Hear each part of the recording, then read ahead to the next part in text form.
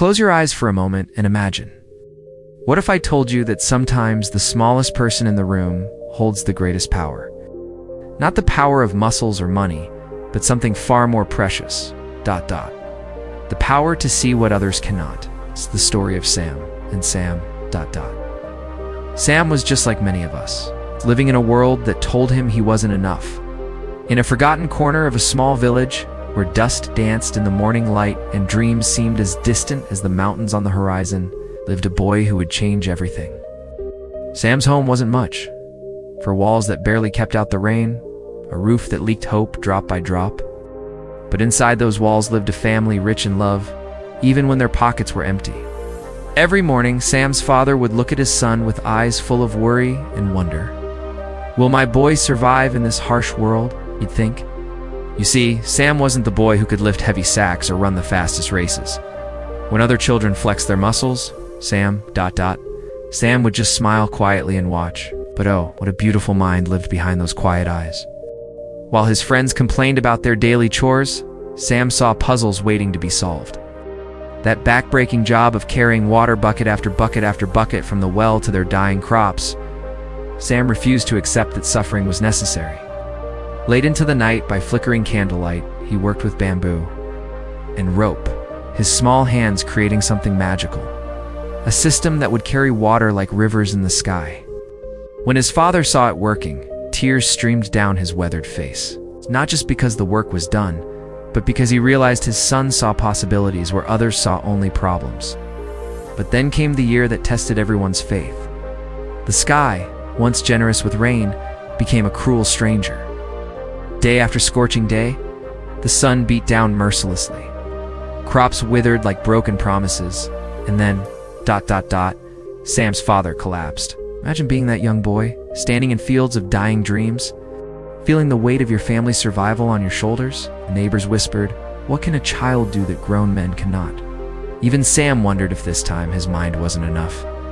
Have you ever felt completely alone in your struggle? Sam did, till one magical evening, sitting beneath an ancient tree, watching birds desperately pecking at the hard earth. He saw something beautiful. Hope digging deep when the surface offered nothing. What if... double quotes, he whispered to himself. What if the answer isn't above ground? The next morning, Sam began digging. His neighbors didn't just doubt him, they laughed. Foolish boy. Water doesn't come from dirt, but Sam dug anyway.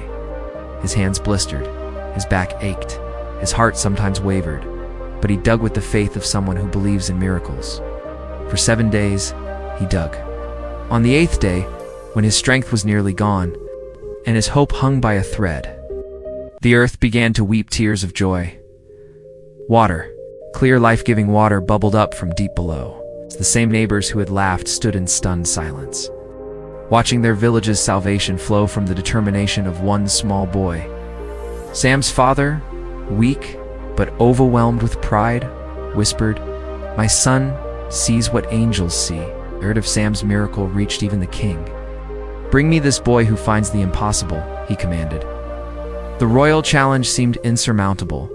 A boulder the size of a house blocked the road that fed their entire economy. The strongest men in the kingdom had failed. But Sam looked at that immovable rock and smiled. While others saw an obstacle, he saw an opportunity dancing in disguise. Instead of fighting the rock, he befriended the earth around it, created a pathway, a gentle slope, and with humble logs as his allies. He convinced that stubborn boulder to roll away like it had been waiting for permission all along. As the crowd erupted in amazement, and the king placed golden coins in Sam's small hands, something far more valuable happened. The village learned that their greatest treasures were unhidden in the ground or locked in royal vaults. They were walking among them in the form of quiet dreamers who refused to accept that impossible was really impossible. You see, dear friends, this isn't really a story about Sam. This is a story about you, about me, about every person who has ever felt too small, too weak, too different to make a difference. Sam teaches us that strength isn't always about what you can lift.